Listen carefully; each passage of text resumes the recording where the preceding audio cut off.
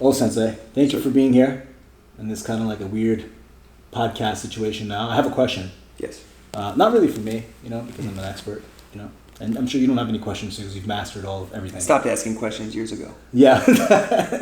But I was thinking more so for the viewers because we're going to do a collaborative thing where we're doing a bridging the gap situation, right? Because you have a heavy jiu-jitsu background and I have a heavy judo background, right? So we're going to try to bridge that gap. And I learned jiu-jitsu from you, and then you learned judo from me. So like, if you have any advice for judo guys to do jiu-jitsu or jiu-jitsu guys to do judo, like what would that sort of be?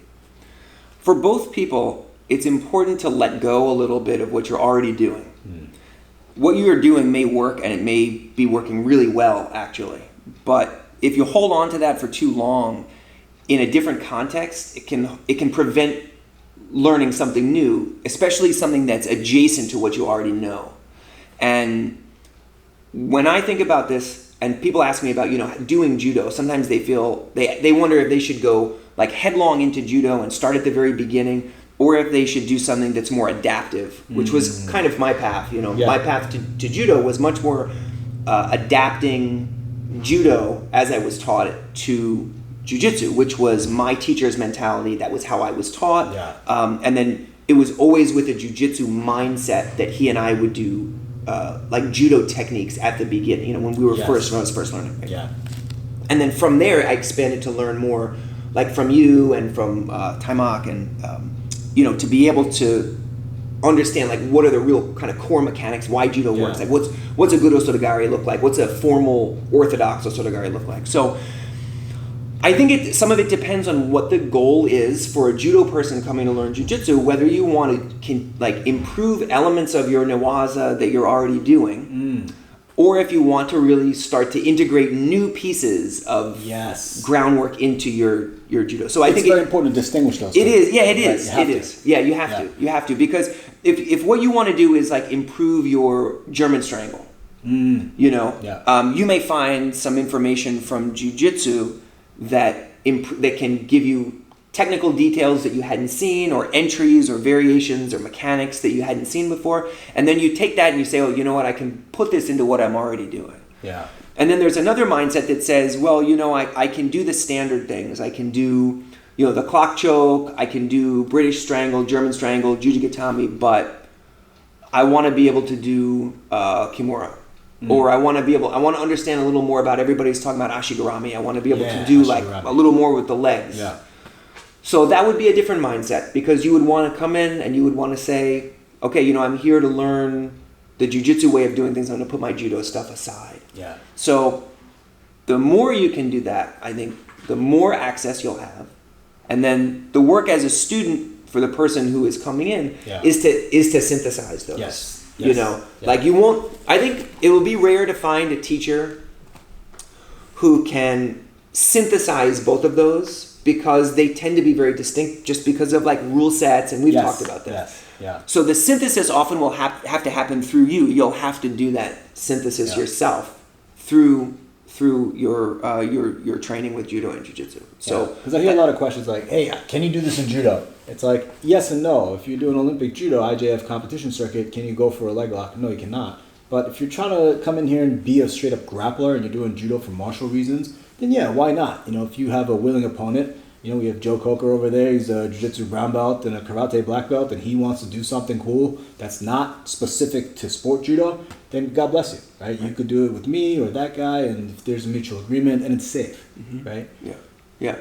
Yeah, I think the challenge that sometimes people face, not everybody, but depending on your age and stage, is to be at a certain level in jiu-jitsu or a certain level in judo, and then come in and come into a different environment and do what you've always done in that environment. Yeah. And it doesn't usually blend too well. It's always a little better, to do, when in Rome, to take that kind of approach. Yeah. So if you are someone who is a judoka who wants to do jiu-jitsu, I think you should 100%. And I think you need to find the right place to do it. And I think you need to have the right mindset. You need to understand what your goals are, what you're trying to accomplish, what you want the end result to be. Do you want to have stronger versions of what you already have? Or do you want to expand your understanding? Or do you want to dig a little more deeper into Newaza?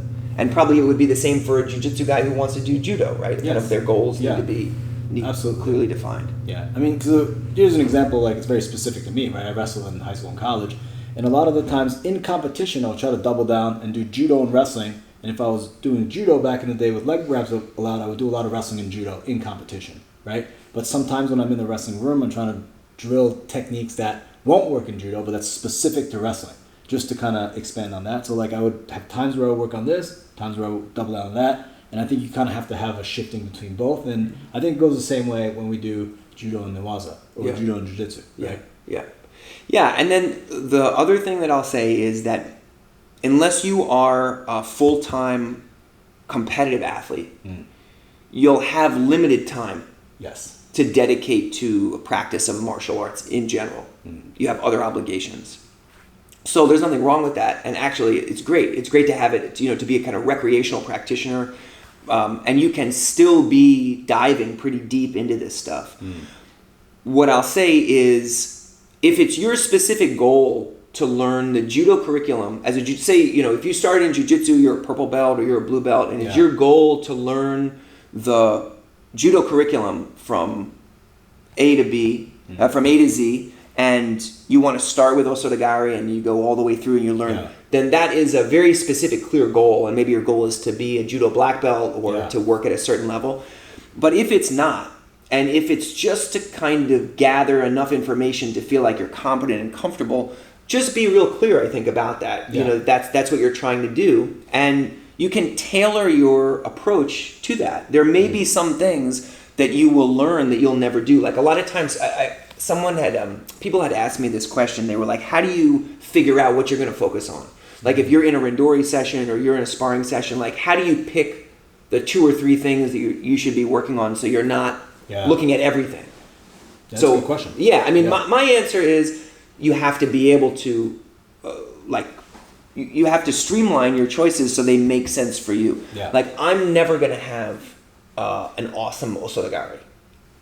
Like I'm never gonna. I don't know about that. Well, but like, gotta have a pretty good Osotogari. Well, but I'm never gonna dedicate the time to be able to have like a reliable blast Osoto where I'm just gonna be able to smash through people where I can count on it as a technique. Yoko Tomoe, on the other hand, like I feel pretty confident that I could do that enough to feel comfortable. Throw anybody in the world with it. Yeah, exactly.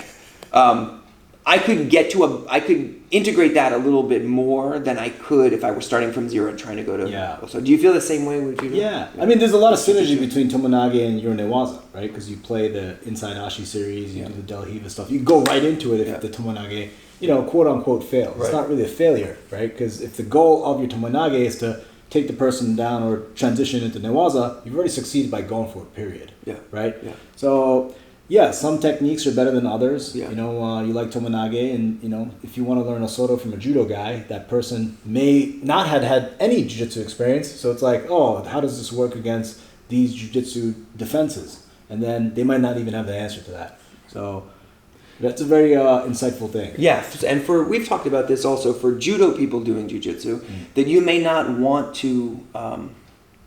It may not be important for you to learn, a specific pass or for you to learn a certain attack because it will never surface in your newaza. Yeah. Like just, even if you forced it, even if you pushed it, the person just wouldn't give it up. Yes.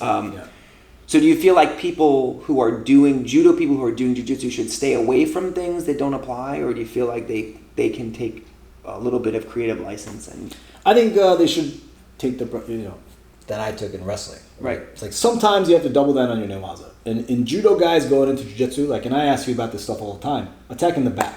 Right. And in judo specifically, you want to turn the person to pin them, but that never happens in jiu-jitsu. Right, because there's no point. Taking the back and being there is superior to being in side control. Right? Is that right? Yes. Yeah, it is. 100%. Right? That's just my intuition. Yeah. So there's no reason for it, so no one will go for it. Right. So if I came out and asked you hey, how do I turn somebody over when they're on the back and on the stomach and turtle, and then pin him, go to side control? It's like you'd be like, why? Right. That's dumb, right? And so that would be something that I wouldn't really double down. I do that specifically in judo, and I work on that in judo. But like that back attack position, attacking the arm and the neck sort of simultaneously, that's very, very valuable, and that there's a big gap there still in judo that can be filled through jiu-jitsu, right? So like that's where I'd want to sort of double down on. Yeah, that's great. That's great. And I think the only other thing we didn't talk about, which I think is also important to mention, is that a lot of stuff, there are direct correlations between what you're doing, what you're learning, what you're practicing, and then what you'll use in a randori or a sparring situation or self-defense even, if that's your goal. But there is a lot that is developmental in the learning of new things, and for many people, it's the act of learning something, or it's the elements that are included in learning something new that feed back into what they're already doing. So again, like I may not ever have an amazing osotogari that I can throw black belts with. You do though. I may or may not ever have that, but learning, like going through the process of learning how to do that osotogari, I may learn something very valuable in the process, even if the outcome, like even if the end result is not like frameable. Like I'm not going to take a picture of myself and put it up on my wall. Like what I have to do in order to be able to learn that sort of osotogari may translate into something else. And I'll give you an example. The berimbolo in jiu-jitsu is very popular, and it used to be seen as this outlier technique where it was, only for advanced people, and you had to be like super flexible. But it's come a little bit more into the mainstream now, and more people are able to do it. Now, not everybody can use it to take the back, and not everybody can use it very well, but it teaches a very important skill. It teaches the skill of being able to invert up onto your shoulders, and it teaches you to manage when somebody's weight is on you and you're underneath. And that's just a really valuable skill. It's valuable for guard retention. It's valuable understanding the opposite, so like where your body needs to be if you're on the top position rather than underneath somebody. And all of that stuff is really critical. You may never use a berimbolo. But being able to monitor your position and know where your body is, it's like you have this kinesthetic understanding that translates. So I think it's a natural affinity to do judo and jiu-jitsu. It makes sense regardless of what your goals are. And today when you were teaching that, you came and taught us the De La Riva series, going, try to take the back, and then the interplay between that, the berimbolo, and the tomoe-nage, right? And then it's like, oh man, and I learned those three pieces together, and I can't do independently each of those things well, but like messing around, attacking here and going here and attacking there, and then looping that back to my judo, it's like, okay, I go to tomoe-nage. In this specific setting, I could go into De La Riva, and then I could enter this three-part approach. Like that's really valuable. So like without even knowing it, right, it was able to be tied back to my knowledge base, keep saying nice things about myself, but like that was pretty nice. Like it was like this moment of like, oh shoot, and that shows how great of a teacher you are, right? Because you integrated, so I knew that I do this thing, and then, right? Do you have something like that in judo? Like, what is your most valuable thing that you've picked up in the judo, probably in like the last year or so? Because we've been working for a little while. Yeah, well, one of the things that I've gained confidence in with you is turn throws and dropping underneath. So we did a series of like a reverse kataguruma, reverse seoi kind of position where we used moving to the outside to be able to drop underneath. And then for me personally, I've never felt comfortable with drop throws. Like I've never felt comfortable turning underneath somebody, and then for like standard senagi throws and these sorts of things where I turn my back. That was always, as I was learning my judo filtered through jiu-jitsu through Danaher, we never did throws that put us in positions where we were exposing our back. There were some like taitoshi we would do a little bit. But even those were less risky than like a drop throw, almost never. And so when we started doing some of these variations, like the standard I would never do, but the variations where we're on the outside of the arm, I feel a lot more comfortable doing it. And so what I'll say is that, for me, we started doing that, and then we began integrating it into things that were a little bit more jiu-jitsu based, right? There's a video which we can link to where we were doing collar drags into this that's right. reverse seoi. And so that's an example of something that I feel totally comfortable with, collar drag. Yeah. With something that I don't feel that comfortable with. That's this reverse kataguruma. But I felt like I was able to gain confidence because your instruction was so clear. No, that's number one. Number two, we approached it from a place that made sense for me as a jiu-jitsu practitioner. You know, it's not something you might show somebody on their first day in judo, but like my needs are different than that person's needs. Yeah. And so I think I understand what my needs are. I think as an instructor, you understand what my needs are. So we were able to get to this thing. I was like, oh yeah, this makes sense. Yeah. This makes sense. So definitely getting more comfortable with dropping underneath and creating an angle to be able to do that was it was a confidence booster, and then it was also a game changer in terms of like directions for my standing. That's awesome. It makes me so happy. Yeah. Because sometimes you throw everything in the kitchen sink, right? And it's like some of it doesn't stick. Right. You know, like some of the jiu-jitsu stuff's like, man, I just never can get it. I have these short, stubbly legs. Like it's like horrible for me to do. Yeah. You know, you're kind of the opposite body type of me, right? But some things it's like, right? Yeah. I guess that's one of those things. Yeah, and then for you, we had that experience today, right? Like there's some stuff, like there was, you want to tell everybody, like there were two things, right? One of them was this Delahiva, this like back take, which totally like was not applicable. No, yeah, especially the long base out like this. Like I can't reach my legs to the other side no matter what. So I just have these short legs. Right. So it doesn't apply. I'm not flexible. Yeah, but then we get to something that does apply. You were saying that Samoa and Berimbolo and those sorts of things. Like, what's something in the last year that you feel like you've taken on a little bit more? You know, one thing that you said to me, it was something that you said to me specific, that was kind of like, like it kind of hurt my feelings a little bit. It's like, don't be so monodirectional, right? Because I'm always coming at you face forward, and I try not to be a spaz, right? But it's like I have that judo mindset of like pressure, forward, because I'm a short, stocky guy and I'm very explosive. So like I like playing that, and I try to tone it down always. But it's like I started, and when I get into that mindset, it's very difficult for me to get out of. Yeah. So you said, don't be so monodirectional. Like come forward and then go back. And I said, I don't really like the feeling of retreating.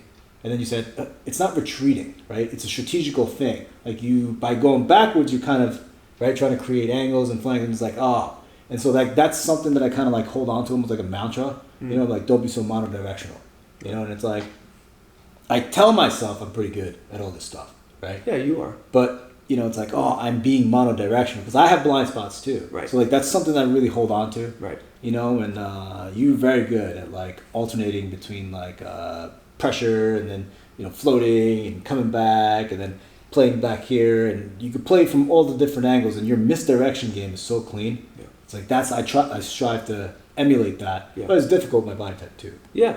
So the ideas that I get when I work out with you, that's a big thing for me. And that monodirectional thing, that's still something that I'm trying to like work on, because I know I have a tendency for that. And like you said, in judo, the risks of going for something are pretty high because you get countered, you get thrown on your head.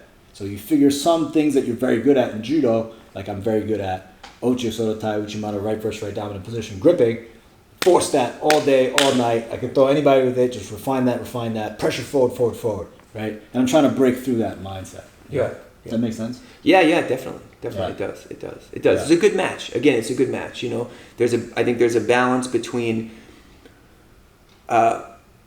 like fitting something into a specific slot, like making something fit. There's a big value to that. Yeah. And in everything too, in jiu-jitsu too, in judo and wrestling, there's a value to having something that you're good at, having something where you're moving everything in that direction, funneling everything that way. Yeah. And then on the other side, there's a virtue to having being able to work with what you have in front of you. And I think that balance is important. And I think hopefully, our goal with this collaboration is going to be to give a little bit of both of those things, to be able to funnel things properly, to give a clear direction for what people want to do, but then also to be able to have enough of a broad view so people can feel comfortable and confident to go, like to take what's in front of them and work with that. So that's going to be one of our goals for this collaboration. It's exciting. Yeah. We're both excited about it. So. We should have a couple of like hashtags, like Osoto Garis don't work. or never do turn throws ever again. Yeah, I would support something that. like that, Yeah, right? yeah, I would definitely. What would be the jiu-jitsu version of that? Yeah, I mean turn throws don't work. I don't know. Turn throw, that's a good one. Yeah. Right? How about jiu-jitsu's only no waza, judo no waza? How about that one? Yeah, that's good. Is that one BJJ is judo no waza? I mean, that'll piss off a lot of people. Yeah, great. Yeah, a lot of views though. Okay, a lot good. Of views, a lot of clicking, a lot of comments. Let's right? do it. We'll come up with a good one and then Yeah. we'll put it in the Barambolos don't work. I don't know. Something. Yeah, something like that. Yeah. We'll keep it interesting. Right? Judo Barambolo. Yeah. Yes. It's like, that'll be interesting.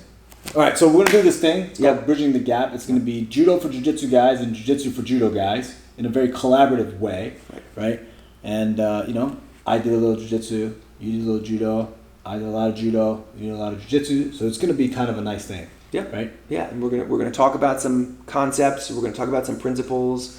We're gonna talk about some situations where that you found yourself in, that I found myself in, where we need a little bit more of the other person's stuff, and then we'll build out of that, and then we'll show some techniques in there as well, and it'll be a good time. I'm probably gonna put this on the podcast too. Sure. A little podcast situation. Do it, great, right? yeah. I'll put it on there. You can listen to it. It'll be fun. Put it on my YouTube, the video part. You can watch it, make comments. Right. If you guys have any questions, ideas, we haven't filmed it yet. Right. So yeah. It's in the works, right? Yeah, it's in planning stages. We're gonna probably film it in the next few weeks. Was it May 19th or something now? Right. Probably like by June 1st it'll be done. That's the goal, yeah. It'll be out there by mid-June. That's the plan. Yeah. Hopefully this video makes it out there, within the next week or so. So, right, people could still kind of chime in and give their 2 cents. Yeah, we'll How does the consider back spinning kick fit into all this? Yeah. We'll use an appropriate filter for people's suggestions. Yeah. Yeah, good. Thank you very much. Well, thank you. Thank you. Thank you. All right, that was pretty good. That was good. Yeah. What do you think? That was good. You guys know the Jay-Z Kanye West album called Watch the